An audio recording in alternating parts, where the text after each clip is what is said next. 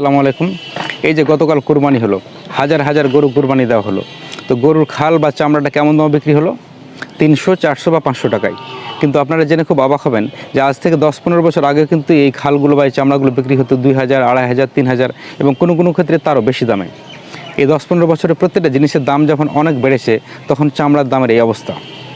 এই চামড়াজাত পণ্য যেসব রয়েছে, ট্যানারি প্রোডাক্ট যেগুলো রয়েছে, যেমন চামড়া, জুতা, স্যান্ডেলের দাম এই 10-15 বছরে কয়েক গুণ বেড়েছে, আর চামড়ার দামটা দিন দিন কমেছে। তো কি ভয়াবহ একটা ব্যাপার, তাই না? এই জন্য আসলে দায়ী কারা? এর কারণটা আসলে কি এর পিছনের? আমাদের অব্যবস্থাপনা, নাকি সিন্ডিকেট, নাকি অন্য কোনো কারণ? তো দায়ী যারা হোক আর কারণ যেটা হোক না কেন, এটা সলিউশন করাটা খুব জরুরি। কারণ এখানে কিন্তু আমাদের গরিব মানুষদের একটা হক আছে। আমরা সবাই জানি যে কুরবানির সময় গরুর চামড়া বিক্রি করে যে টাকাটা পাওয়া যায়, সেটা কিন্তু এলাকার গরিব দুঃখী অসহায় মানুষদের মাঝে বিতরণ করে দেওয়া হয়। তাহলে এই চামড়ার দাম কমিয়ে গরিব দুঃখীদের হক মেরে